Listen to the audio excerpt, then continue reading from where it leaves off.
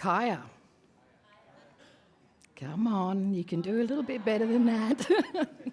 Kaya, I'm so glad. I think I've done this enough times now that those that have been here for the previous reports on other years, I've delivered the Welcome to Country, and it's always given me a great deal of pleasure to do that. So I'm Karen Jacobs. I'm a traditional owner or Whadjuk person. Can I just ask how many other Aboriginal people are sitting in the room? Can we have our hands up? Tells me a lot. Okay.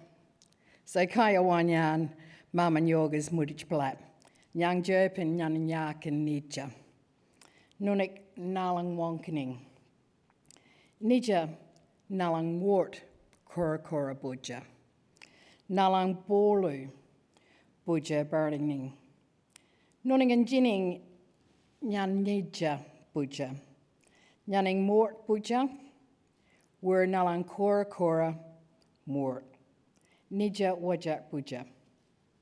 So basically what I did, and since the recent referendum a couple of years ago, I've done very few Welcome to Countries for a number of different reasons. But what I've taken you through is not only acknowledging those that are here in the room, the senior staff and executives and team from Curtin University, but also those guests that are with us and staff that are with us that work extensively on housing and make that your key priority. As a traditional owner, I come from a long line of traditional owners, or Whadjuk people, here from this very country, and sort of provided you with an education as well that here where we stand, I should ask, how many of you have been through cultural awareness training? Oh, that's better. That was just about every hand in the room. That was fantastic. So you'll know that where we're meeting right now is right on the banks of what was our ancient city of Boorloo. So nothing new as the years have gone on over the last couple of hundred years has anything new been created. Prior to settlement, of course, we practice all our decision making, all our governance and our protocols were determined from within Boorloo, our ancient city. All of our commerce and trade and our bartering was done right here on Boorloo for many thousands and thousands and thousands of years. So over the last couple of hundred years, we may have seen a complete evolution of those practices and those activities, but nothing new has been created here. The only thing new is that decisions are now made up on a hill, whereas our decision makers were not on a hill. They were down on the banks of the river, right along Wellington Street, where the men met in very large numbers and the women met. Basically, well, the men actually met where the arena currently is, and the women all met where Wellington Street train station is. So if you strip away all the built infrastructure and take it back to the environment that once was, you get a very different picture of Boorloo region with freshwater attributes running through it on the surface and not underground, where we had significant trees, and one of the most precious ochre sites in the southwest was right where the train station and the art gallery is. So now we still see, we have these layers of history over the top over the last couple of hundred years, which have changed the look of our country, of our Whadjuk country, but it still hasn't changed the significance and the values that still sit in situ under each one of those pieces of infrastructure. So to Whadjuk people, we actually cry the spirit of the land out of the spirit when there's major constructional projects or ground impacting projects that are taking place. And this is not only here in Whadjuk country, of course, it's right across Aboriginal Australia as we know it. And all of you that have done cultural awareness training will know that there's well over 375 different Aboriginal countries and over 600 different dialects. So when we start drilling down and looking at some of the key focus areas that have heavy impact on Aboriginal people, and of course we're here today to release this year's housing report. Housing has a dramatic impact on the lives of Aboriginal people every day. One of the biggest ones is, and as an Aboriginal person, I speak very openly about this because we need to find a direction and resolution going forward. When we talk about housing packages and living on country, if I look at the saying that was, that's me. So I was going to go to the little statement that was underneath the report, a long way from home. When we talk about Whadjuk country, this is my home. This is my country. So when we talk about living a long way from home, trying to live on country seems like that I'm living a long way from country, but I'm not. I'm actually on my country. All I want to do is live on my country. So when we talk about housing projects and Aboriginal people getting involved in different equity schemes and housing options, from social housing right through to home ownership, it's almost an impossibility because, number one, the country was removed from us, or we were removed from our country, from our home. Therefore, in order for us to live back on our country, we have to do it under the current market value. There is no way we can do that because we don't have inherited capital to bolster our family groups. So therefore, in order for an Aboriginal person, if there is an Aboriginal person that outright owns their home, they've done extremely well and given over to a Western society in order to earn the income to look after their family. A majority of Aboriginal people have certainly evolved very quickly within the last couple of 100 years to face and to be really to deal with those rapid changes that have impacted upon us. One of the things I speak really strongly about, and I'm also a chair of an Aboriginal housing project, is that in order for us to live on country, stop asking us to have to buy our country back. It's not a question for you to resolve, this is a question for the government of the day.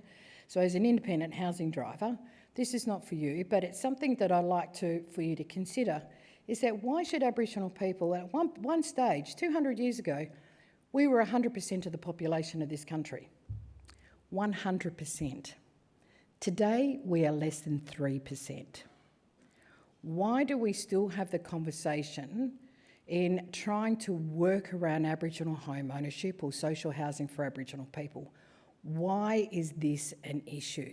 When we represent less than 3% of Australia's population, it should not be a question that is constantly asked. And believe it or not, it can be easily resolved. Even in order for, and I talk about, normal living house lots, I kind of refer to them as being the size of a stamp in some cases, especially when we look at some of our new developments, they're very small.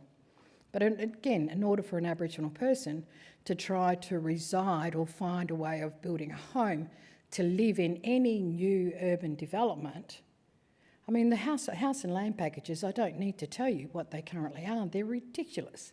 General Australians struggle to find the finance to buy into a house and land package. So just understand where that puts Aboriginal people that have no inherited capital income.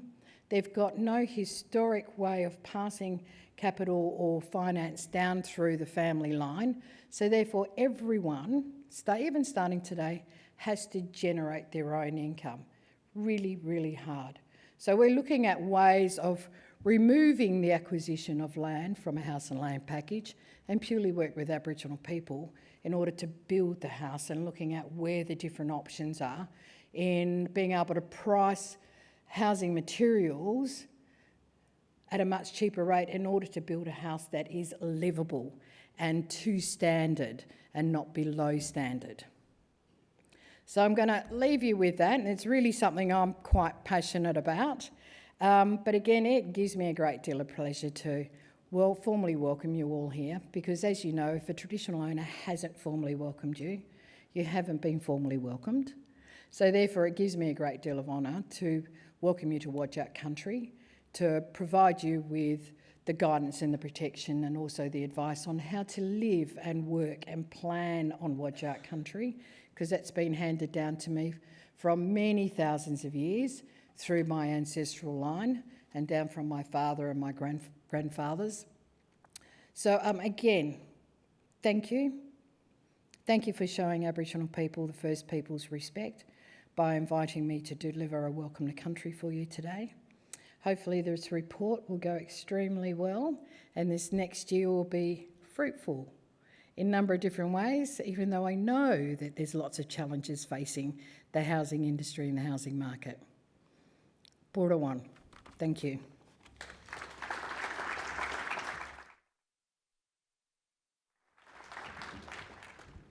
Thank you, Karen, for that very informative and insightful welcome to country.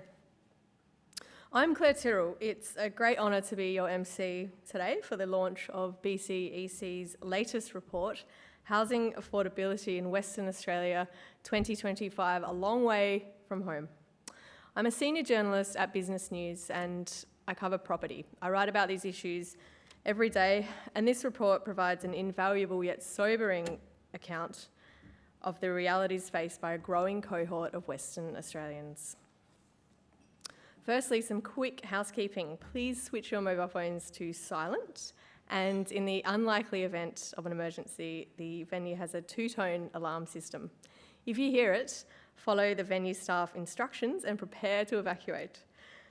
I'd like to welcome our special guests here today. We've got the Honourable Dr. Steve Thomas, MLC, Shadow Minister for Energy and Industrial Relations, and David Bolt, MLA, Shadow Minister for Housing and Homelessness, Environment and Climate Science and Innovation. Welcome also to senior leaders from Bankwest, Curtin University, and the WA Social Services and Business Community. Today's report is the 19th in BCEC's Focus on WA series. It offers a comprehensive analysis of WA's housing situation with critical insights into homelessness and housing need. It provides fresh insights into the supply and demand dynamics and changing geography of WA's rental stock, bringing new data to better understand the real cost pressures and housing circumstances faced by families across WA and the country.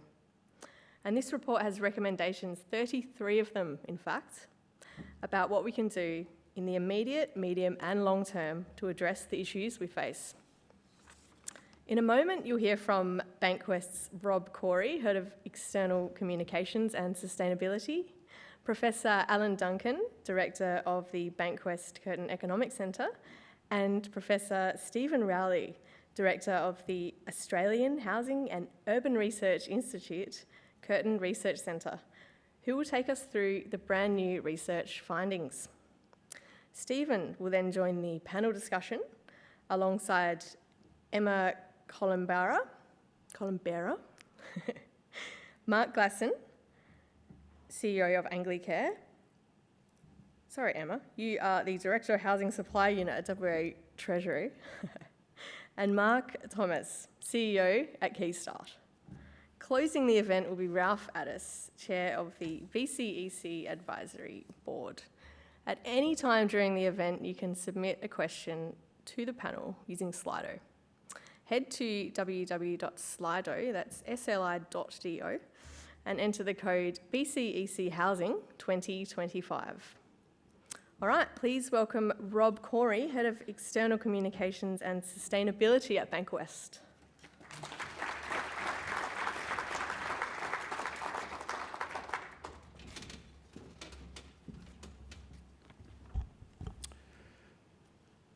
Thanks very much, Claire, and good afternoon, everyone. Lovely to see so many people here today, and a big thank you to Karen Jacobs for a really thoughtful welcome to country and for sharing her perspectives on housing affordability and giving us much to reflect on. I'd like to also begin by acknowledging we are on Wajik Noongar Budja. I'm really pleased to honour the traditional custodians of the land on which we gather today, the Wajik people of the Noongar Nation, and I thank them for their continued custodianship of land, sea and community, and I pay my respects to their elders past, present and emerging. I'd also like to acknowledge that Mr. David Bolt and Dr. Steve Thomas are here, and thank you very much for joining us today. And I'm really delighted on behalf of Bankwest and the Commonwealth Bank Group to welcome you to today's launch of the Bankwest Curtin Economics Centre's 2025 report on on housing affordability. Bankwest and Curtin University's enduring partnership to support the ongoing independent research of the Bankwest Curtin Economics Centre is now in its 13th year, and it's a partnership which we are at Bankwest incredibly proud due to the impact the centre continues to generate through its research into many of the critical social and economic challenges of our times. And it's the centre's globally renowned evidence-based research program that is its source of success, that helps shape and evolve debates and foster actionable insights, of which we will hear many today. In terms of actionable insights, for example, last year's BCEC report into the WA construction sector revealed for the first time the true lack of diversity in our housing stock in Western Australia, essentially leaving 675,000 spare bedrooms across the state as vacant capacity. And the report also highlighted the lack of diversity in WA construction methods, actionable insights that led to Bankwest altering its own policies and offering customers additional progress payment stages for prefabricated or modular housing constructions and renovations. And we're already seeing a growth in demand for this innovative construction option from home buyers in Western Australia. It's exactly this type of rigorous evidence base that we all need to help us have more meaningful conversations on actions that we can take, both individually and collectively, to address our shared challenges in Western Australia today. As many of you may recall, financial journalist Alan Kohler, in his 2023 essay, The Great Divide, described how the growth in the value of Australian land has fundamentally changed society in two key ways. Firstly, he writes, generations of young Australians are being held back financially by the cost of shelter, especially if they live somewhere near a CBD. And secondly, the way wealth is generated has changed. Education and hard work are no longer the main determinants of how wealthy you are, he writes. Now it comes down to where you live and what sort of house you inherit from your parents. We're all familiar with some of these seemingly intractable problems, but today we will hear new insights into the true impacts of population growth, construction timeframes, housing supply challenges, and rental costs on the very people that our communities rely on the most. But just as importantly, the evidence-based research in the report will give us a platform for a really informative panel debate focused on solutions, both urgent short-term fixes and systemic long-term structural changes that we should be pursuing. So my thanks today to the report's three lead authors, the Bankwest Curtin Economics Centre Director and John Curtin Distinguished Professor Alan Duncan, Senior Lecturer in the School of Accounting, Economics and Finance at Curtin University, Dr. Adam Crowe, and Director of the Australian Housing and Urban Research Institute's Curtin University Research Centre, Professor Stephen Rowley. And I'm really looking forward to hearing the diverse perspectives of the incredible panel that we've assembled for you today. Firstly, we welcome Emma Colombera, Director of the Housing Supply Unit with the Department of Treasury, which works across government and with industry on policies to boost housing supply, affordability, and to expand workforce capacity. And we have Mark Glasson, our CEO of Anglicare WA, and Anglicare provides critical social affordable housing services to many Western Australians in need. And led by Mark, Anglicare is a really respected voice for many West Australians who experience or face the risk of homelessness in our state. And we're delighted to have Mark Thomas on the panel as well, CEO of Keystart, and Keystart is an incredible success story, having helped thousands of West Australians get their foot on the property ladder by exploring and implementing innovative ways of lowering barriers to home ownership. So I know that each of our incredible panellists contributes already so much to the housing affordability policy space and are determined to create lasting change. And delighted to have also our MC, Claire Tyrrell from Business News, bringing her deep knowledge and experience as a senior journalist covering the property sector to today's event. And it's wonderful to have Claire with us today. So I really look forward to hearing the valuable insights from the report authors, as well as the views from our esteemed panel today on how to narrow the great divide for future generations, one of the great challenges of our times. So I very much hope you enjoy the event, and thank you.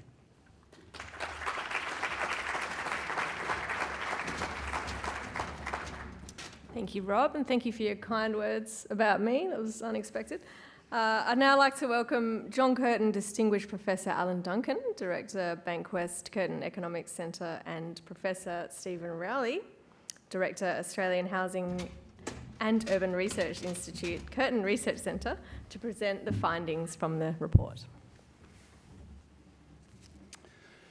Thanks, Claire, and thanks everyone for joining us this afternoon. Narak Kalich Nunga Birdia Kurakura Yewe Burakan Nuni Una Mut Nija Kurakura Mut Nija Buja. I acknowledge the Nunga people, elders and ancestors, and pay respects to the custodians and elders, past and present, of this land. So, as mentioned, Stephen and I are going to present to you the main findings from our housing report. But to start, we'd like to thank our brilliant co-author, Dr. Adam Crow, for an amazing contribution. We're really proud of what we're bringing to you this afternoon. Australia's housing crisis is too often portrayed as a shock to have come upon us.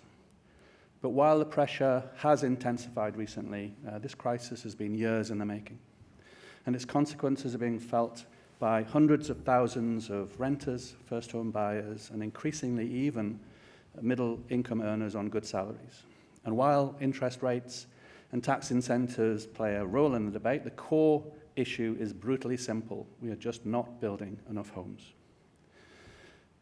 This latest BCC Housing Affordability Report lays bare the facts. Across the country, housing demand is surging ahead of supply. And while house price hikes have been steep, it's the rental market where the crisis is biting hardest. Steve and I will take you through the latest insights on housing market trends, on supply, on rents, and on housing affordability. And we'll move also to where we think the policy needs to move to get the housing system back on track. Stephen. Thanks, Alan. Right. I didn't realise how dirty my glasses were until I looked straight into that light. I can barely see it. So, Perth median house prices have increased by about 84%, or around 388,000 since 2019, and regional areas haven't fared much better either, up 74%. While this isn't the first time Western Australia has experienced such growth, prices doubling from a low base between 2002 and 2007, the same supply constraints were not in place. It's very difficult to see how an increase in supply alone will moderate price growth. There has to be a cooling of demand, which seems unlikely on the back of further stimulus, first-home buyers, and federal government programs. The map on the slide shows the uneven patterns. The uneven patterns of prices spreading outwards from the western suburbs. Lower prices remain on the urban periphery where new supply has been concentrated. These used to be affordable areas of Greater Perth, but prices are now typically in excess of $600,000. There's been substantial growth in dwelling completions from a very low base on the back of COVID stimulus activity and sustained demand for new detached housing. And we are likely to see an increase in building activity over the coming years, stimulated by price rises. The scale of growth will depend on industry capacity and the extent to which the multi-residential sector recovers on the back of improved feasibility conditions. Unlike most other states, Western Australia has previously delivered supply above the federal government's indicative housing accord target of 24,000 and is on track to get there again, perhaps around 2027, maybe earlier, depending on industry capacity and the strength of demand.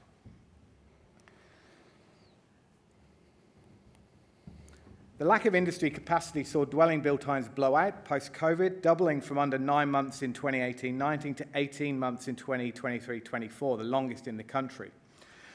And while build times have certainly improved since the latest ABS data were released, they're still much longer than pre-COVID.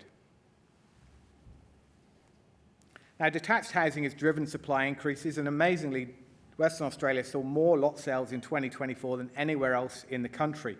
Median lot prices remained remarkably stable between 2020 and 23, but demand has caught up and prices rose by 34%, although Western Australian lots are still more affordable than most of the country. With the cost of constructing a house having increased by around $100,000 in the last few years, the house and land package is no longer the affordable option it used to be. The growth in lots will continue to be on the urban periphery, but developable land serviced by infrastructure is running short, and we cannot continue to build outwards. The challenge remains delivering multi-residential developments at scale in a wide range of locations. Now, much of the demand for new lots and houses has come from investors, a real turnaround from the post-COVID position. While the COVID stimulus measures drove much of the initial owner-occupied demand, that demand has been sustained with investors piling into WA, attracted by relatively affordable prices and decent rental yields driven by rising rents. Investor activity has increased sixfold on 2021 and much quicker than the rest of the country. While rental supply has increased in these locations, rents and prices has continued to rise. But unlike New South Wales, for example, investors have focused on cheaper areas of Western Australia, meaning the average investor loan is 94% of the average owner-occupier loan compared to 106% in New South Wales. The relative affordability of outer Perth in particular has really driven demand from both inside and outside Western Australia. Now, the investor activity and the acceleration of prices in areas that have traditionally been first home buyer domains has seen a reduction in first home buyer activity post the COVID stimulus. First home buyer loans as a share of all loans has dropped from almost 40% to just over 20%, below the long-term average. It'll be interesting to see how first home buyer activity recovers given changes to key start conditions, expansion of the home guarantee schemes and the eventual introduction of Help to Buy. But where is this new housing going to be built to meet demand? I'll hand over to Alan to look at the patterns of supply in more detail. Thanks, Steve. So the debate on the pros and cons of urban sprawl takes on a different slant when metro areas are confronted with such acute housing shortages and low affordability. And with this as context, it's instructive to look at the geography of new housing supply. The ABS has just released an experimental series on localised building approvals, roughly the scale of local government areas. Now, while building approvals don't exactly convert to completions, they're a pretty good proxy. So this map shows building approvals for houses and apartments by Perth suburbs in 2024. And the picture's fascinating.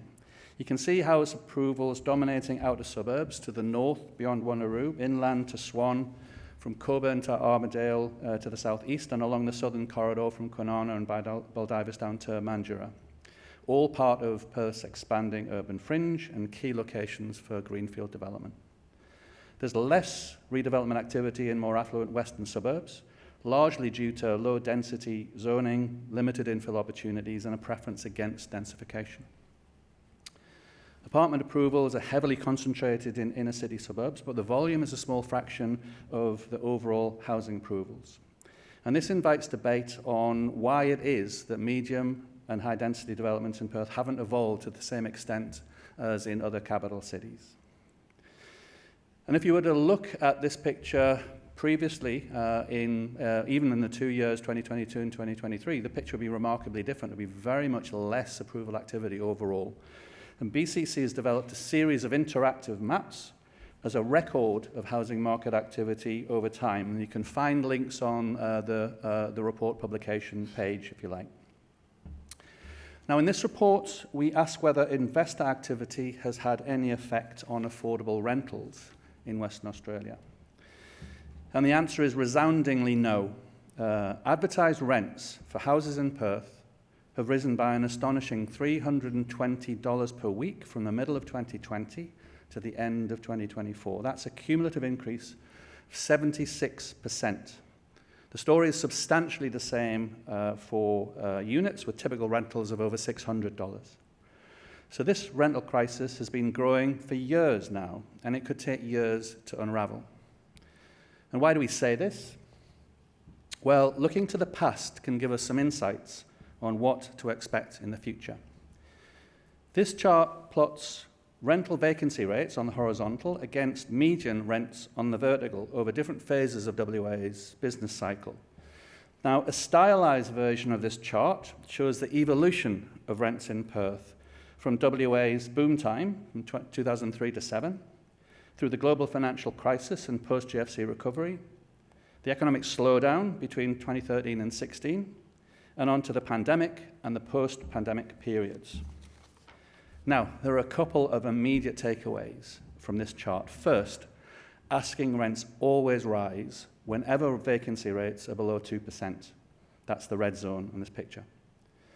But second, with vacancy rates having been so low for so long, the rent hikes over the last 3 years have been unprecedented. We're only now seeing vacancy rates lift beyond 2%, but this is not going to resolve the situation anytime soon. It generally takes between 6 and 9 months for rental costs even to start to fall once the market loosens, and anything from 12 to 18 months for adjustments to fully flow through. So there's not likely to be much relief for renters for the rest of this year, and indeed well into the next. And what about the main drivers of rent inflation in Perth and in WA? Well, one big story comes from our analysis of rental bond lodgement data, something that we've been able to do for the first time in this year's report. These data report the stock of rental bonds by postcode in WA and new lodgements each month going back to March 2023. There are around 220,000 rental bonds lodged in Western Australia and just over 180,000 in Perth Metro. But how has this rental stock changed?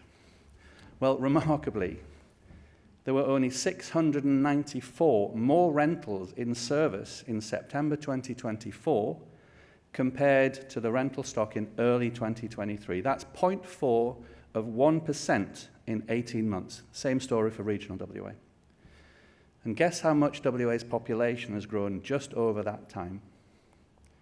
By 119,000 people. That's 4.7% growth in Perth, 2.2% growth across WA's regions. Now, it doesn't take 40 years as an economist to understand what's going to happen to rents on these bases. We estimate that Perth is 7,700 short of the rental properties needed just to keep pace with that population growth over the recent 18 months. And that's nowhere near the shortfall of years of unmet demand. But whilst Perth's overall rental stock has essentially flatlined, there's been some important shifts in available rents across Perth's geography. For one thing, we've seen a net loss in rental stock in most inner Perth suburbs, from the city, Stirling, Melville, Vic Park, South Perth and the like. Now this could be due to rental stock being sold to owner-occupiers, investors capitalising, properties withdrawn from the market or converted into short-stay accommodation. But for whatever the reason, the fall in supply has definitely contributed to rental growth in the heart of Perth.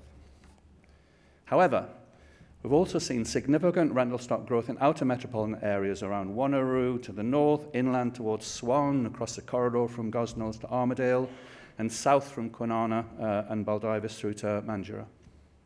So, vulnerable renters are increasingly being priced out of well-located areas and getting pushed to the fringe, the urban fringe, where service provision is less reliable, amenity is lower, transport costs are higher, and jobs or access to jobs more constrained.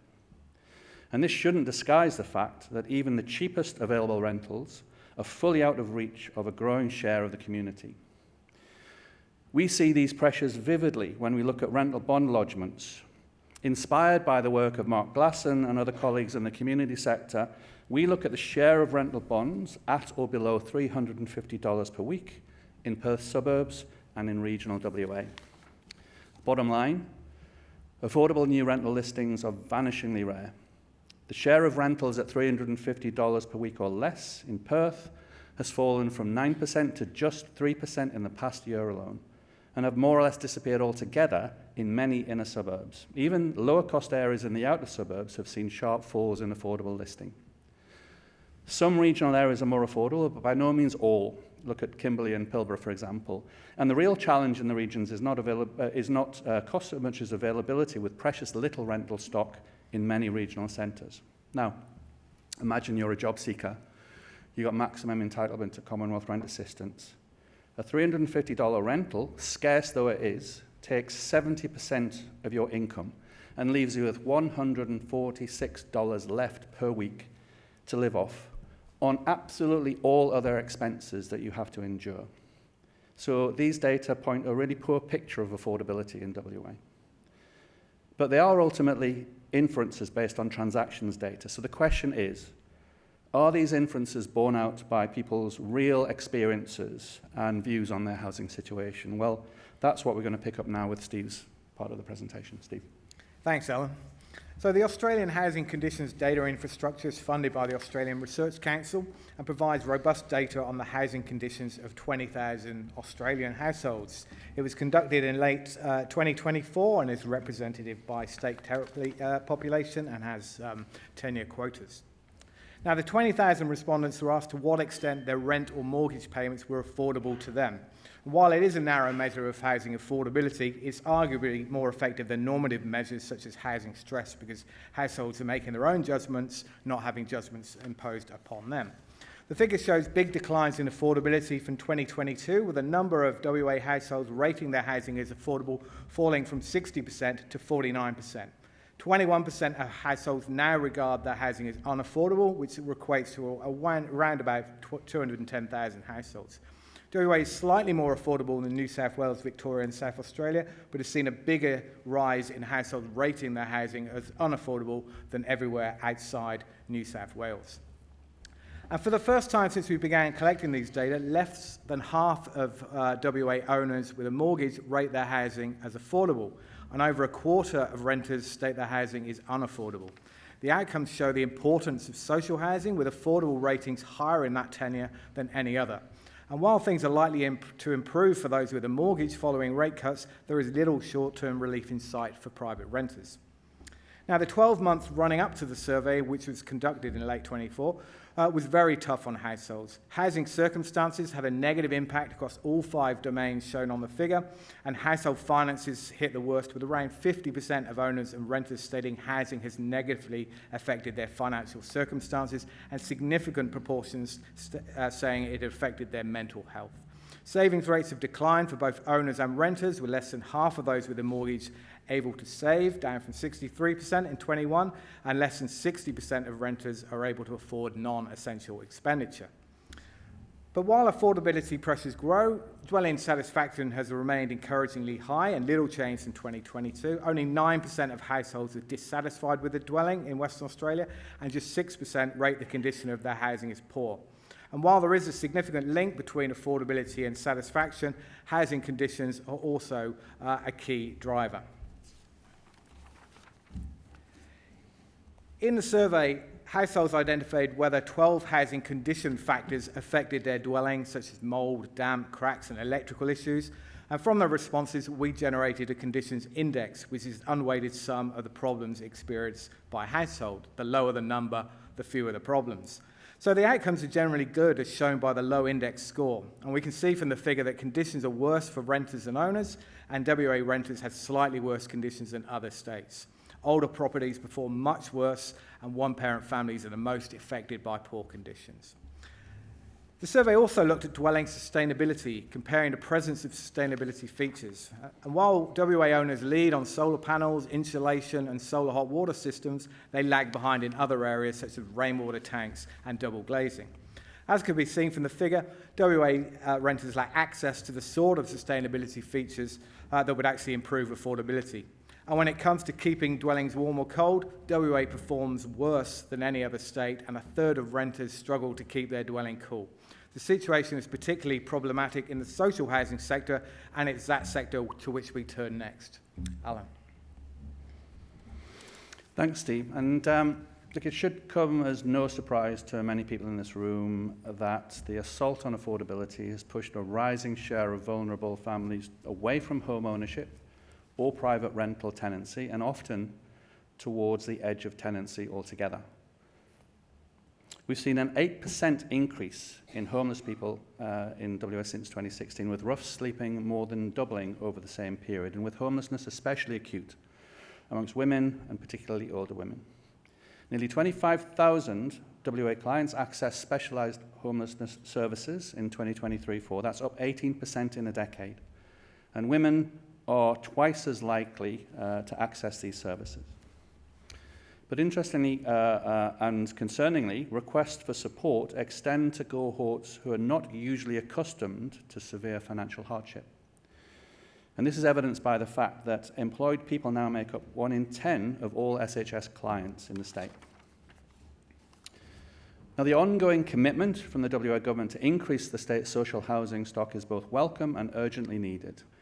There are just over 44,000 social housing units in WA as at June 2024, including an extra 1,700 social housing units added to the stock just over the space of 2 years. But social housing in WA currently accounts for 3.7% of our total dwelling stock, lower than the majority of other state territory jurisdictions. We consider a 5% share to be sufficient to service community needs, and that would require a social housing stock of 60,000 units, around 16,000 more than the 2024 total.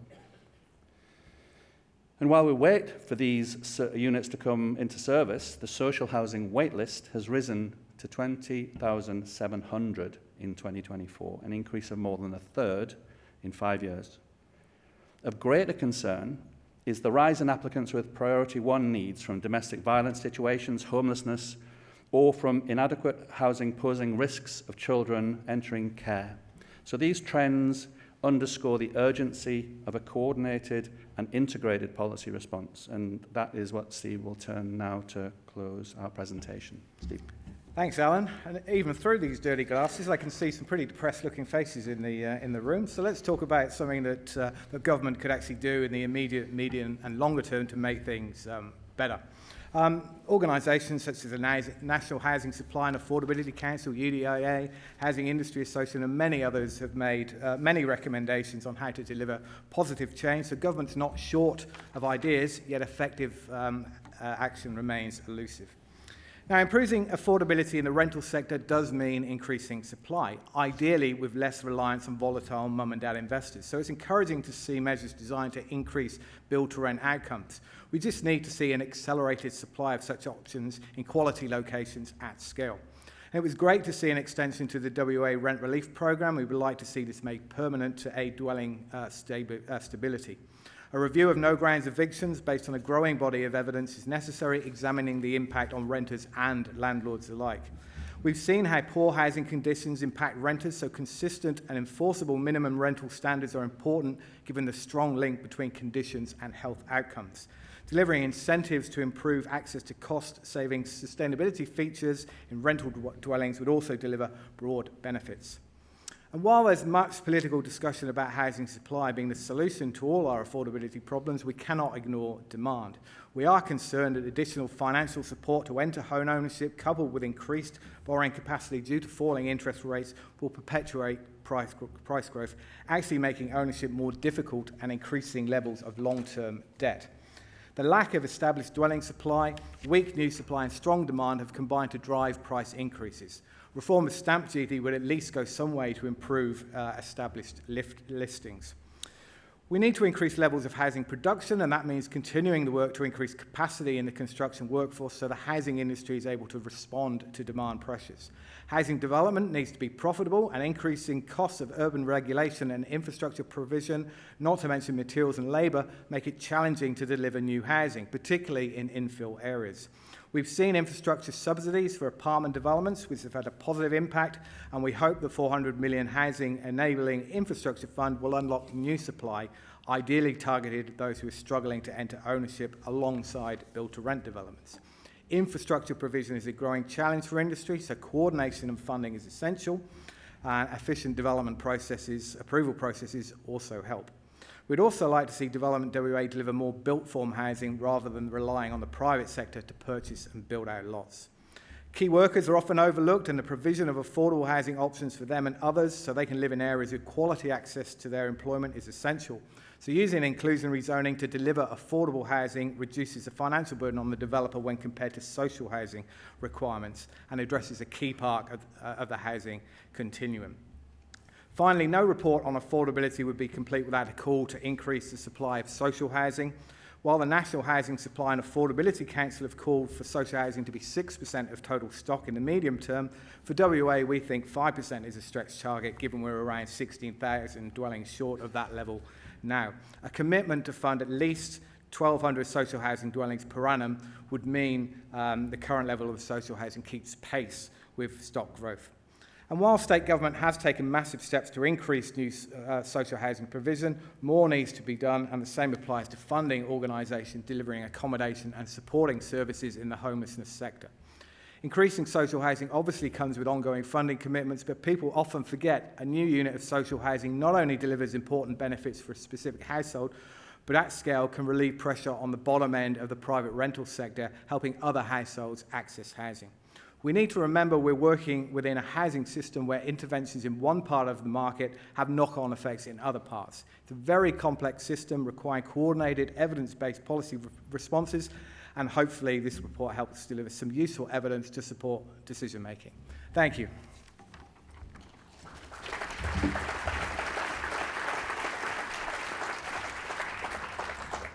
Thank you, professors. You've given us plenty to think about. It's now time for our panel discussion. Remember to submit your questions via Slido using the event code BCEC Housing 2025. Panellists, can I invite you to come up to the stage as I call you up? Enter via these stairs here. Emma Colombera, Director Housing Supply Unit WA Department of Treasury. Mark Glasson, CEO Anglicare WA. And Mark Thomas, CEO Keystart.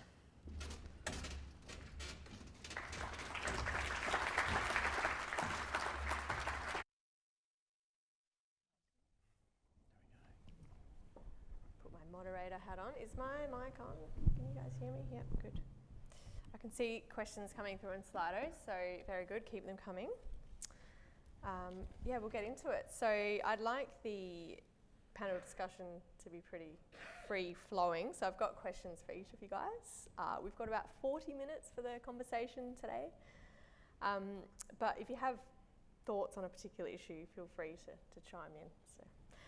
Also, we've got two Marks here today. We've got Mark Thomas from Keystart and Mark Glasson from Anglicare. So I'll call you Mark T and Mark G, respectively. And as I said, I'll make sure we get plenty of time for audience questions, most likely towards the end of the panel, but I'll keep my eye on Slido throughout, so keep the questions coming. All right, I'll start with you, Emma. Though housing completions are increasing, WA is still at least 4,000 homes short of its annual target of about 24,000 a year, and that's to reach its share of the National Housing Accord, which is quite optimistic, 1.2 million homes by 2029. What is the government doing to address this issue and to speed up completions? Thanks, Claire. Before I answer the question, I'll just thank Alan and Steve for a fantastic report. The quality of the research really adds to the evidence base and helps us inform policy, and it's really critical, so thank you for your presentation. I'll get to targets in a minute, but if I can just give a little bit of context. The strength of the WA economy and the abundant job opportunities have seen our population grow by almost 300,000 people in the last 5 years. Which is more than the current population of the Northern Territory, to give some sense of the scale. WA's population grew by more than 72,000 people, or 2.5% in the year to September of last year, which is well above the national population growth of 1.8% during the year. But initiatives to increase housing supply are having some impact. Housing completions rose by 18% last year to the highest level in 7 years, and building approvals in the 12 months to April this year are at their highest level in over 8 years, with the annual average growth for total approvals having grown by 45.5% to over 23,000 in WA, and we continue to outpace all other states. Building commencements also picked up in the second half of last year. And on the workforce, between 2022 and 2025, the WA building and construction workforce did trend upwards and reached a record of over 166,000 people in the workforce in November of last year. And by February of this year, there has been a decline, but the workforce does remain above 140,000 people and has done since November 2022. So there's some of the green shoots, I guess, that sits complementary to the research that we've just all learnt more about. On the targets that are set by the National Housing Supply and Affordability Council, these are a national issue and no state is meeting their targets, but the council has, by their own admission, said that these are stretch targets and they're very ambitious and something to work towards. But WA is the second best performing state in construction output behind Victoria. So we're not doing too badly compared to other states, and I think some of the issues raised in the research are similar to what's being experienced across the country. The government has invested $5.1 billion since 2021 in housing and homelessness measures. And if I can just talk quickly about that, you did mention in your report the Housing Enabling Infrastructure Fund, which is $400 million to unlock well-located land. So those are infrastructure projects that will be delivered by Western Power and Water Corporation, up to $100 million per year over the next 4 years. On top of that, there was $105 million that we allocated also towards infrastructure projects and some social housing in partnership with the Commonwealth Government last year under the Housing Support Program. The Housing Diversity Pipeline is another government initiative that is enabling the market to identify land and put forward proposals for housing projects, some of which will deliver social housing.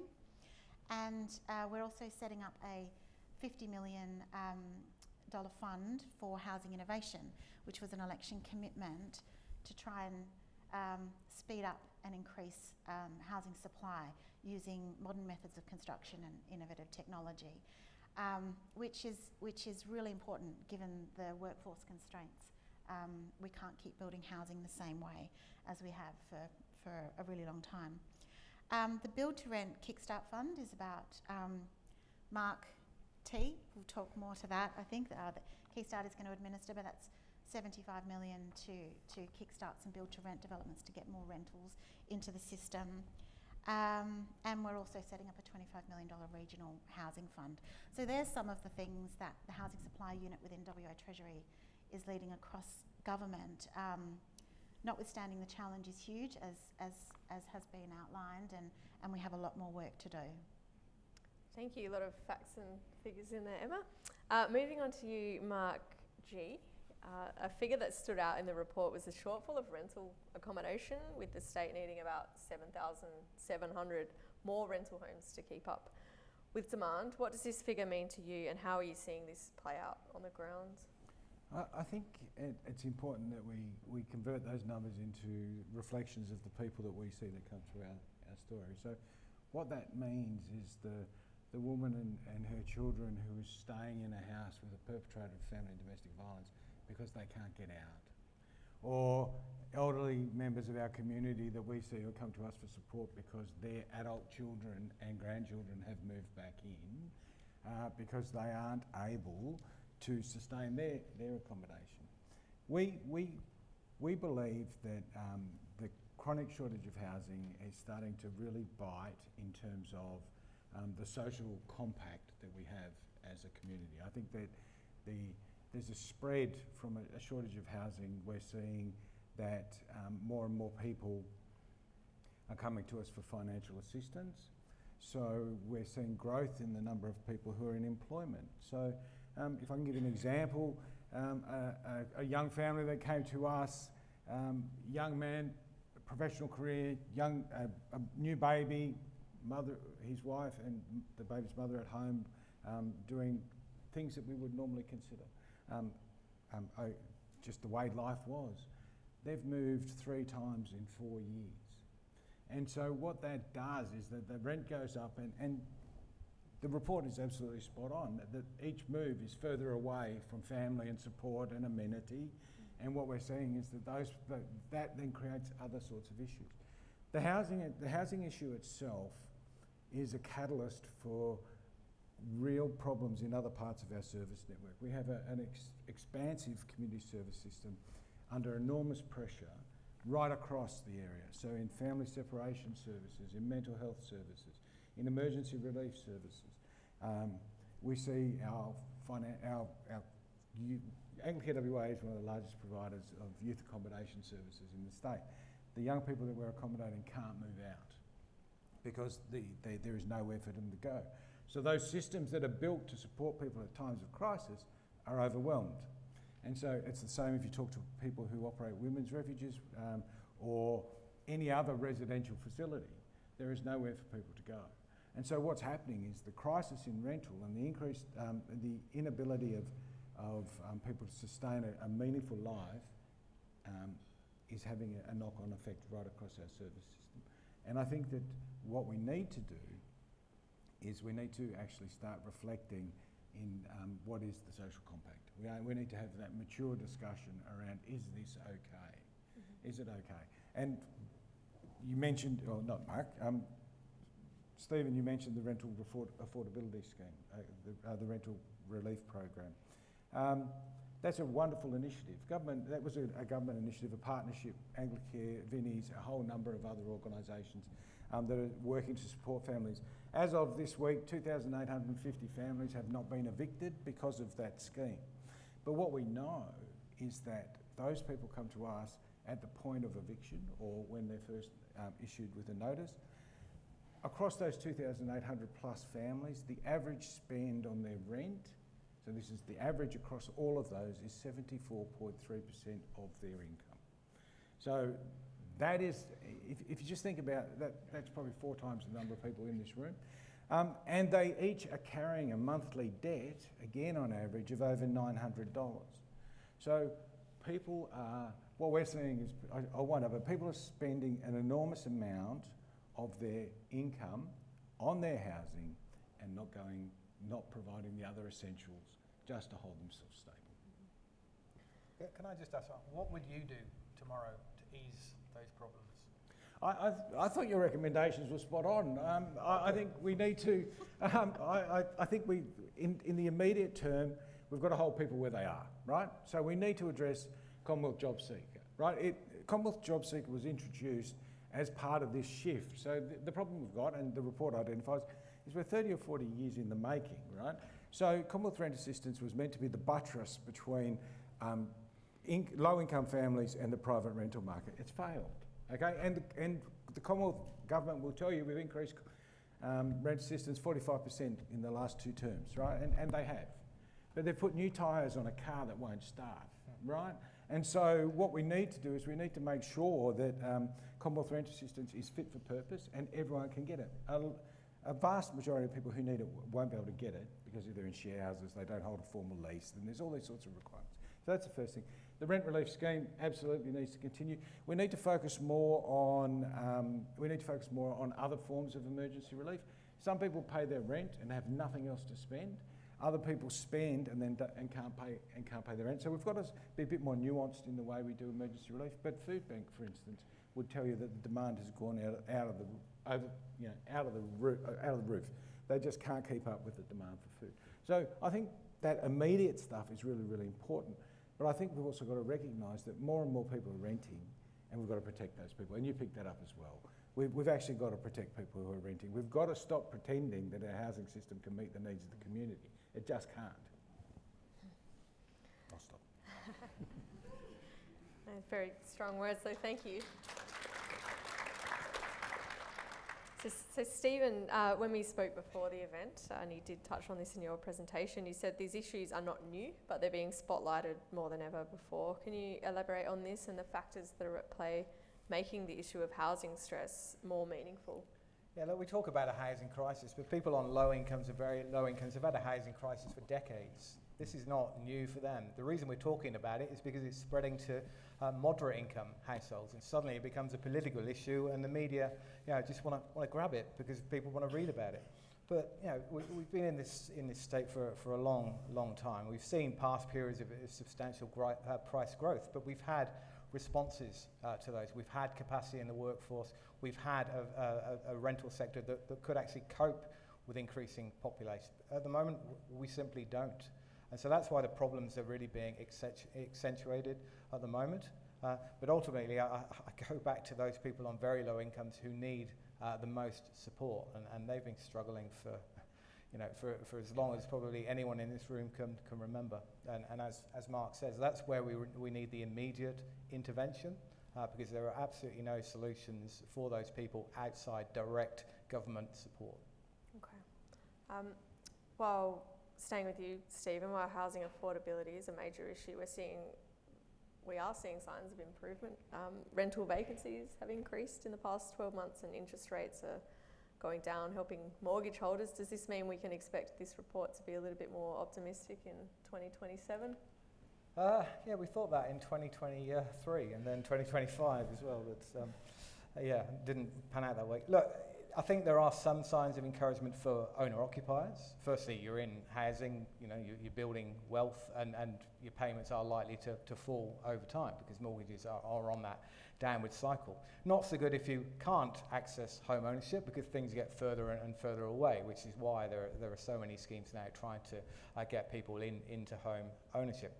In terms of renters, yes, the vacancy rate is improving, but as Alan showed in that really insightful figure, it takes a long time for those to translate into reduced rents. And yes, 2% vacancy, big improvement, but there are significant variations in where housing is available. You still look in inner areas, there's very little there, there's certainly nothing affordable.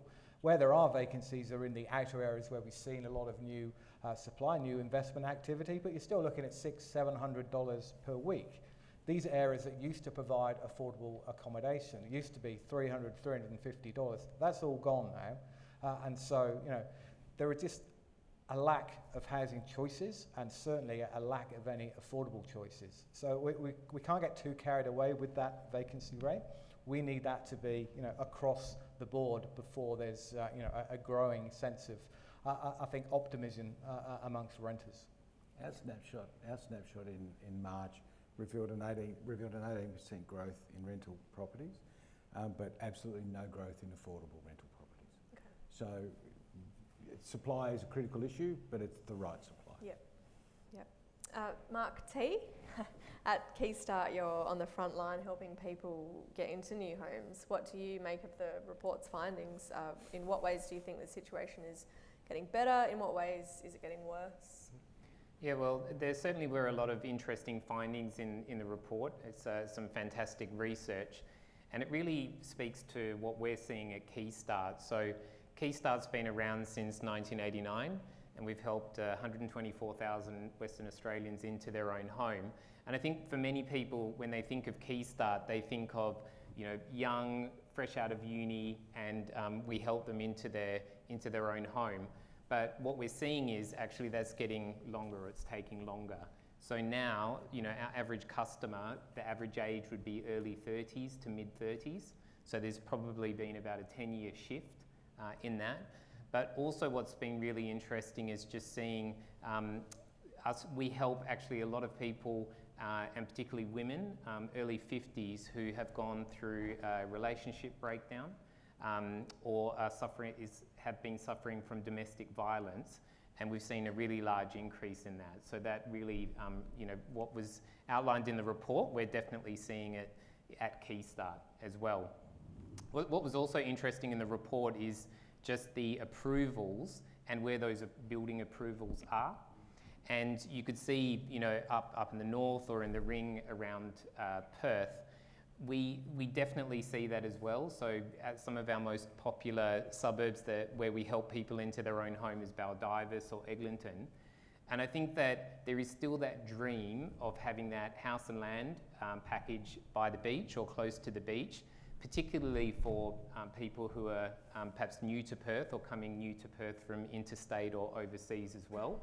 And it isn't affordable in the grand scheme of things, but perhaps compared to to over east or internationally, they still have that dream of that house and land package by the sea. So that's something interesting that we're seeing. Now, I do think there are some green shoots in the sense that interest rates are decreasing. So there's been 2 interest rate decreases, as well as the percentage of mortgage payments as somebody's percentage of their total outgoings, plus the raft of government initiatives that are underway and are in flight as well. Yep. Staying with you, Mark T, build times have been a key discussion point in the past 4 or 5 years, with the pace of housing delivery decreasing dramatically during COVID. Where is this at now, and how are Keystar homes impacted? Yeah, so it was really interesting to see in the report that it mentioned 15.6 months in terms of build time. What we're seeing, we are seeing green shoots there. We're seeing on average about 12 to 13 months, and also speaking to some of our industry partners like the HIA, they're also seeing about 12 to 13 months, so there has been some degree of improvement. Okay. I'll go back to you, Mark G. The report reflects pressures on the housing market, but these pressures extend to cost of living more broadly. Can you talk about the impact of these pressures on emergency relief and what you're seeing on the ground in terms of people needing help? You did touch on this before, but you can probably go further. Well, I think what we're seeing is by far the majority of people who approach us for emergency relief are in private rental. That's always been the case, and that remains the case. But what we're starting to see is a significant growth from a small base, albeit, of people in two-income homes or people with mortgages. And so those numbers are growing in percentage terms at really significant rates of 200-300%. But we're coming from a small base. So that's the first thing. I think we are, as I explained, we've got people who are paying their rent and have nothing else left. And so we need to support them, and we try and find ways to fill those gaps. There's no discretionary income in the people that we see. There's nothing discretionary. It's about what do I not pay and what debt am I prepared to incur. I think the other thing that's really important in this housing debate that we keep an eye on is as the affordability issues go, with our rental affordability snapshot, we've been doing that for many years. There's nothing in Western Australia, not even a room for someone who's on job seeker or youth allowance. Like, that's just gone.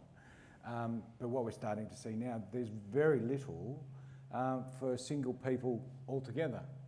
Single young professionals, no chance. Like 2% of the property. So when we did it in March, there were 3,900 properties available on that weekend. 2% of those were affordable for a young professional. And when we're talking about young professionals, we're talking about high income, like firefighters, nurses and stuff. When you get to childcare workers or hospitality workers, nothing.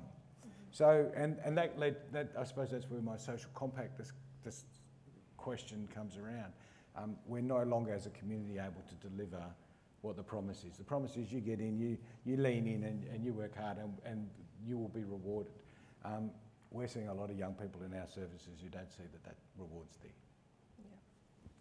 And that growing inequality, unless you've got wealthy parents, and it was touched upon on the Welcome to Country, unless you've got wealthy parents or grandparents able to access that capital, it's very difficult to break into that housing market. You're really racking up huge amounts of debt that you're locked in for the rest of your life if you don't have that foot up. And we're just going to see that get worse and worse over time, unfortunately. And that wait list data, the people on that wait list, one of the most absurd things that we're seeing now is people we're working with across our service network, and it's large.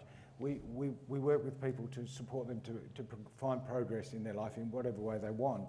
But we're now seeing people who aren't taking work because they're going to lose their house. And what an absurd situation we have, that if you get above $45,000 or something, then your accommodation is jeopardised. And if we don't fix those sorts of traps, we're never going to fix this problem.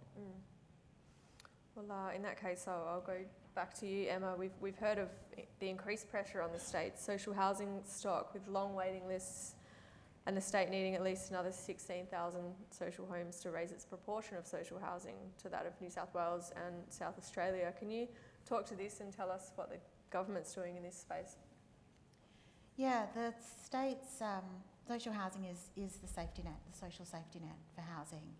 And the point you just raised, Mark, about the policy settings in social housing and how they can be a disincentive to employment and the risk, that gap between social housing and private rental is getting bigger, has gotten bigger, and you know, we're very aware of that, and how those settings really play out in people's lives and the choices that they make. But it is a system that is growing. The state funds it through the Social and Affordable Housing Investment Fund, which was topped up by $400 million last budget. And the government has stated a target of 1,000 social dwellings per year to be added to the system. It's not too far off your recommendation of 1,200. Ask them to push it up a bit. Yeah, yeah, and some of that funding is going towards refurbishment, which is just about keeping houses in the system and making them livable for longer. The social housing asset base is an ageing asset base. We can't build houses fast enough, and putting money towards it isn't the whole solution. So yeah, there is investment to deliver that 1,000 a year, and we've also been working with the Commonwealth Government and secured funding through Housing Australia to deliver over 1,000 social and affordable dwellings at mid-year review, which was an government investment of $443 million, and that's 80% affordable and 20% social, to get the balance in some of these developments, which will be medium density developments.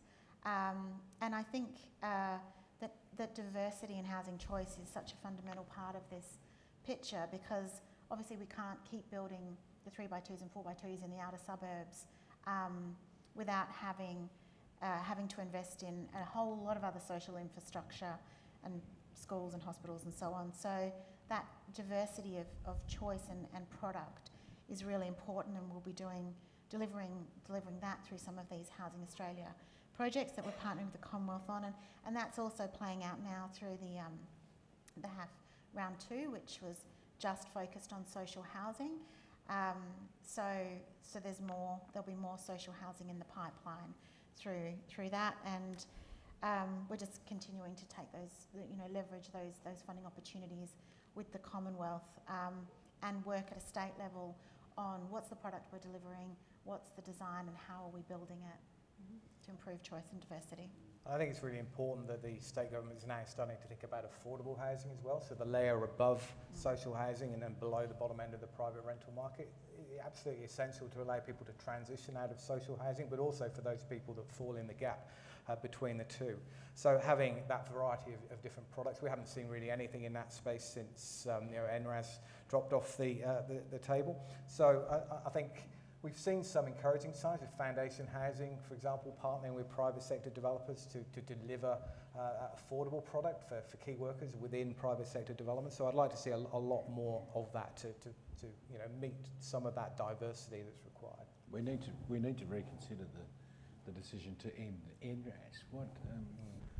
We need the state to re-establish a national, well, they call it the West Australian rental affordability, but that decision was just appalling. So I'm seeing a lot of good questions come through on Slido. Thanks, guys. There's a couple of questions here about no-faults evictions. I'll go to you, Stephen, on this one. So what is the BCEC position on no-fault evictions? Is it time? Every other state has introduced it. Would this improve housing security? Well, I wouldn't say the BCEC position, but my position is certainly it's a very important part of housing stability.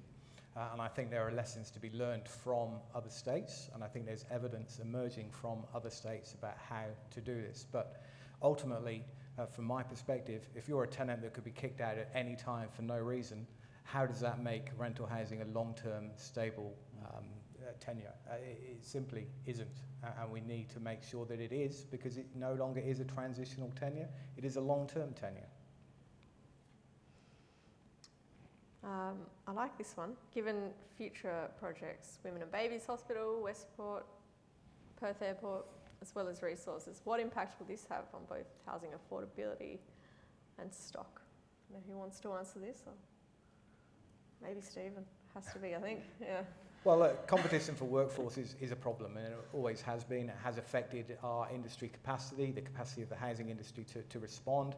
The industry has always lost workforce to the resources sector, and the period between 2015 15 and 2020 was dire.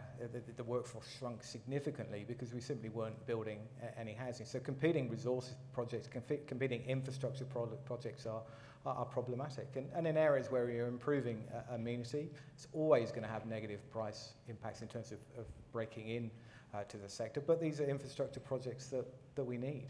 And look, we've talked a lot about areas like Bold Ivis, and people want to live in those locations, and there's a difference between people wanting to live in those locations and being forced to live in those locations. There is amenity there, but it's not always the amenity that certain people with high needs actually require.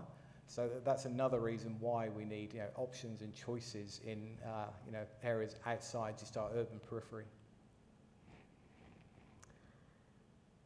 I'll probably go to Emma on this one. There's been over 10,000 whole houses listed for rent on Airbnb. Has the WA government done enough to regulate this space and attract them back to the long-term market?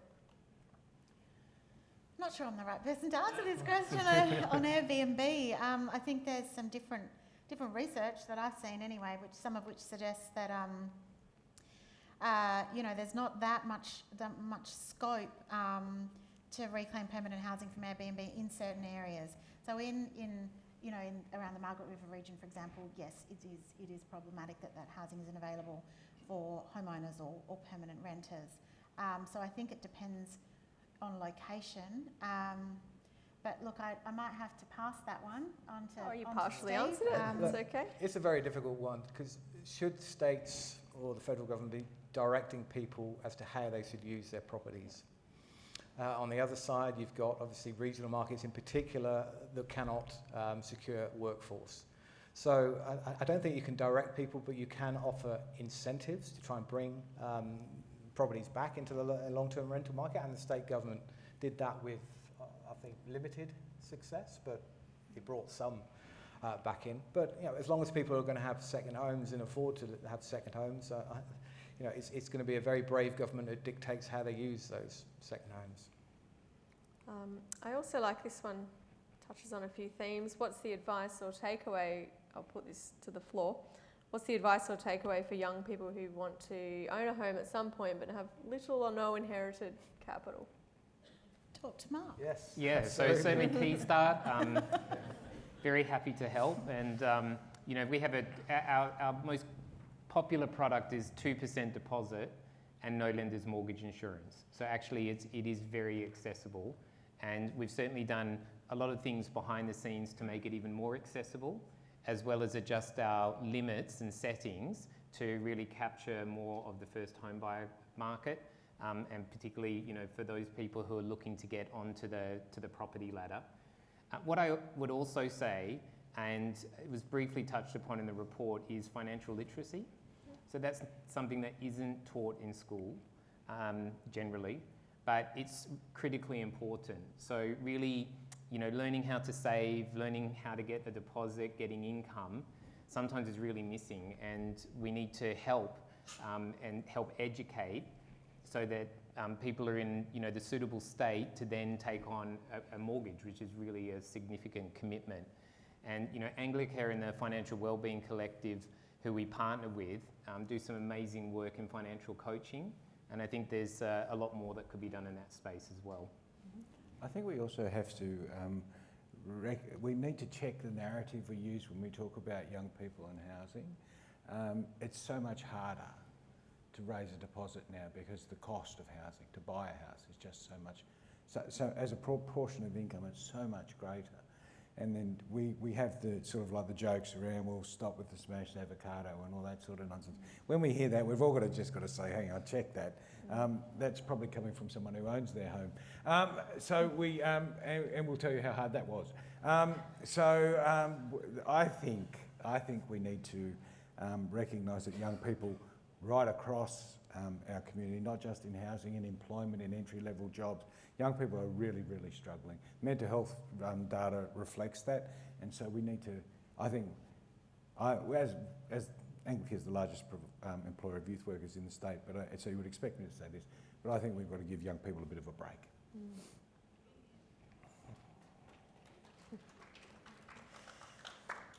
And I've got a question here from Anonymous. You should reveal yourself such a personal question.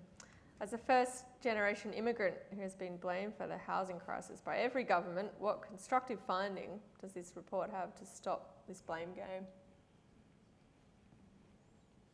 I think it's not just immigrants, it's anyone who hasn't managed to access home ownership. You know, I was one of those same people back in 2007. I certainly couldn't afford home ownership. It took me 5 years to save enough to get my first house here. But the difference is I could afford to rent something then. Now it's very difficult. And you know, we do have a economy which is based on population growth to keep it going nationally, and so we can't then turn around and blame people that we've brought in to keep our economy going, that they're creating a housing problem. So it is very unfair to lay all the blame on population, but you know, the figures are stark. If you don't keep up with population growth through the supply of housing, problems are going to happen. Yeah. Another good one. Given the massive rental increases, what are your thoughts on policies that prevent landlords from raising rents to unfair levels? I think the Greens wanted to do this. Yeah, I think rent freezes are problematic, but I think caps on rent increases are entirely sensible. The ACT has a system which you haven't seen all the landlords sell up there. So I think once a year and capped to a certain level above CPI is a very sensible policy, and I'd like to see the state government go down that route. Yeah. And I would absolutely agree, and I think that the whole rental increase thing is a part of the industry that's missing scrutiny in this, and I think that we need to have a really good look at the property management industry. What we know is from our research and the Make Renting Fair Alliance, if you Google, you'll see a lot of information around this. Landlords and investors are more concerned with long-term stable tenants than they are with financial returns. And we have this belief that they're in there for financial return. They're in there for stability and superannuation and things like that, you know. Mm-hmm. So, you know, I don't want to be all Pollyanna about it. But what we do know is that where we've done these things, there's not an exodus of people from the market. We have this belief that if we tinker with the residential tenancy laws, somehow all the investors will disappear. So if they did, the house won't go with them. The house will still be there, so it'll still be available. And if they stay, we improve the conditions for people that live there. We can't have 76% increases in rent for the next 4 years. It's just, it can't be done. But our reliance on mum and dad investors is, you know, one of the fundamental problems of our private rental system. And that's why, you know, build to rent is so encouraging, having that at scale, and hopefully we'll get there fairly quickly, offering a very different product for particularly younger people, rather than, you know, having an investor say, oh, right, I'm going to take my gains, I'm going to get out now, and you know, off you go. Yeah, I think build to rent is a really important part of that diversification of product that we so desperately need, and getting institutional capital into the system is almost, you know, it's so critical, because housing, I mean, fundamentally it's expensive, and institutional capital is ready and willing to invest, and housing as an asset class has become more and more attractive, and we just need to facilitate those developments going forward, and in some cases close the feasibility gap, because, you know, institutional capital and institutional investors have hurdle rates that they need to overcome before they'll invest. But I think we're getting closer and closer to having more of those build-to-rent developments in the state, similar to New South Wales and Victoria, which have a lot more of them, and in the affordable space. So not the build-to-rent, which is, you know, primary product, which can be 20% above the median rent, or the rent in the suburb where the development is, but actually at an affordable rate, which is below the rent of the surrounding suburbs. So I think that's a huge opportunity. Mm-hmm. And building on that, literally, you know, housing, you know, innovation. You mentioned a little bit before, but 3D printing as well. There's a lot of interesting technology out there that you know, could potentially come online soon, and modular. So I think for a lot of people, when they think of modular or a prefab home, they think of perhaps, and I'll show my age here, but the demountables back at, you know, primary school or high school. And things have come a long way, and there's some really good quality product at a good price point, an affordable price point. they're out there on the market now.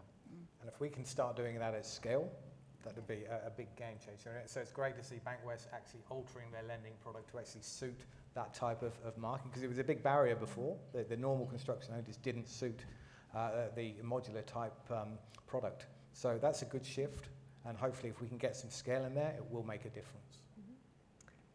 We are almost out of time. I'd like to finish on a lighter note, though you have lifted the mood with that. Before we wrap up, can you briefly tell me, each of you, what you see as a positive change that's occurred in WA's housing market in the past 12 months that will help set us up for the future? I think building times getting quicker, providing more confidence for people to engage a builder and build their product. I think these market conditions are, we've talked a lot about the pressures and the impacts on people and families, but they're also ideal conditions to drive innovation. And so I'm optimistic that the pressure that we're seeing now will actually catalyse some innovation and some change in how we build houses. I think the first tranche of rental reform, tenancy legislation was a really good start.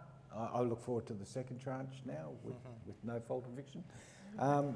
And also, if I can have two, the WA rental rent relief scheme. It's those 2,850 families that aren't evicted now that would have been.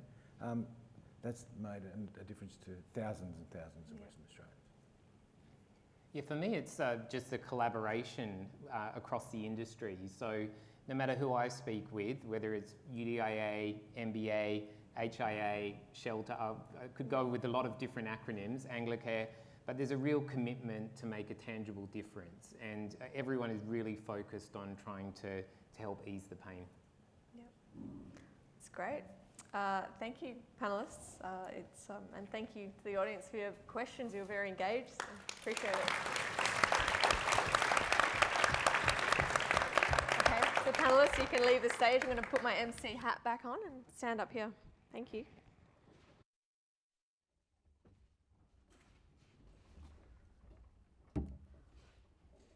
Thanks, guys. I would now like to welcome Ralph Addis, Chair of BCEC Advisory Board and Executive Director, Operations, Ngunnawal Council Aboriginal Corporation, to deliver the vote of thanks. That's a pretty good effort. Thank you, Claire. And good on you for helping to finish this conversation on a slightly upbeat and positive note. So it's a great pleasure for me to close this evening's proceedings. It's the calibre of the work and the insights and the relevance of this sort of work that BCEC produces regularly over a long period of time that means it's such a thrill for me to have been offered the privilege of becoming the chair of the advisory board for BCEC. I step into the role I follow on and try to fill the rather large shoes left by my predecessor, Tim Marnie, who's been a great public servant for our state and has made an over 10 years, I think, contribution as the previous chair of BCEC's advisory board, a period during which BCEC's gone really from strength to strength. So I just want to acknowledge Tim's great contribution. I'd like to thank Karen Jacobs for her very thought-provoking and, I think, somewhat challenging welcome to country.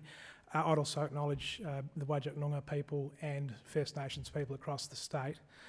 Karen's very welcome, I think, a none too subtle message that we all need to be mindful and probably work harder and be more proactive in making sure that there are more Aboriginal voices in the room for conversations like this tonight, particularly given that Aboriginal people are unfortunately too often at the pointy end of the spear in terms of housing challenges in our state. So thanks, Karen. Today's report could not be more timely. It's clearly been a pretty central issue to the ongoing debate and attention given to the cost of living crisis across the country. It's featured heavily in both the state and federal elections recently, so it's a big deal. So it's very timely that BCEC's making this contribution. And I just want to give a huge thanks to all of the speakers today. who've contributed, and to you guys in the audience who've come out to be part of the conversation, and some pretty good questions, I thought, for the panel. So to Rob Cory, thanks for your opening remarks, and thanks for your ongoing support to BCEC and the insights on behalf of both yourself and Bankwest. Thanks to our professors, Alan Duncan and Steve Rowley, for what was a bit of an eye-popping presentation of both the gritty insights from the report, but also some pretty practical things that we can do to make things better. So thanks to you guys. To our expert panel, Emma Colombera from Treasury, thanks for turning out for tonight, and thanks for your ongoing work on behalf of better housing outcomes in WA. It's appreciated. Our two Marks, Mark G and Mark T, great effort. Thanks for being part of that. Also want to thank Claire. Where's Claire gone? Great job tonight. Well done. And as I said, nice to see finishing on a positive note. At BCEC, I don't think we could be more proud of the strong and enduring partnership between Bankwest and Curtin.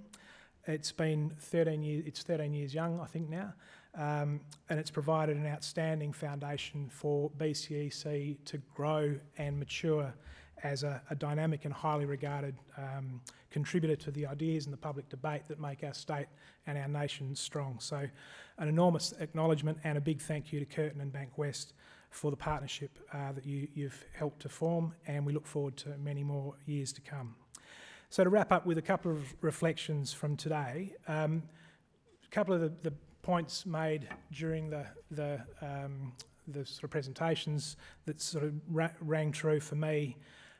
Very strong focus on things are getting harder in the housing market. That has significant intergenerational impacts. It's getting to the stage for young people in particular where it really is about a lottery as to how easy it is to get a toehold in life. I know I've got a young daughter who's facing that, and she's lucky to be in a situation where she's got sort of a bit of support from her parents. But gee whiz, it's a tough game if you don't have that, and I think that's only getting to be a bigger and bigger challenge, and that flows on to some of the points that Mark talked about in terms of if you're facing extreme housing stress, that means it sort of flows onto stress in the rest of your life, and greater demands on the sorts of social services that we're seeing, the sort of pressures that young people seem to be under more and more in our society. Emma's point, or gobsmacking point, that our population's gone up by 500,000 people in 5 years, like that is huge growth that perhaps we don't always kind of recognise, and that's got to put pressure on all sorts of things. Not just the economy, but our social structure, where we live, how we live, and the sorts of opportunities, and that connection back into support services. The point at the end, I think the question about the very large infrastructure and resources development sort of path that lies ahead of our state does mean that the things like the housing system is going to be increasingly important to start getting it right.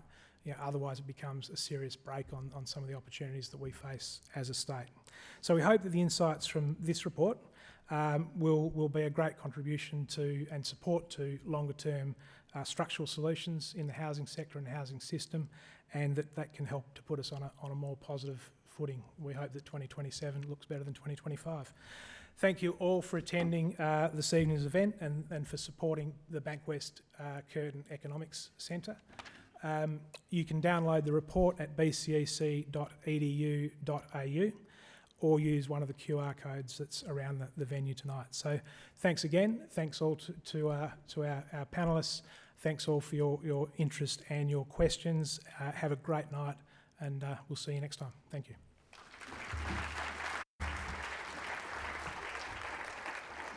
Thank you, Ralph. And thank you to all the guests who attended today, and of course the report authors. It's clear that a lot of work goes into this report, and thank you again, panellists. I thought it was a nice conversation that flowed well. So, and a reminder, you can use the QR code in the brochure on your chair to download a copy of the report. That's the end of the formalities this evening. For those who have time, please join us in the foyer for drinks and canapes. Thank you.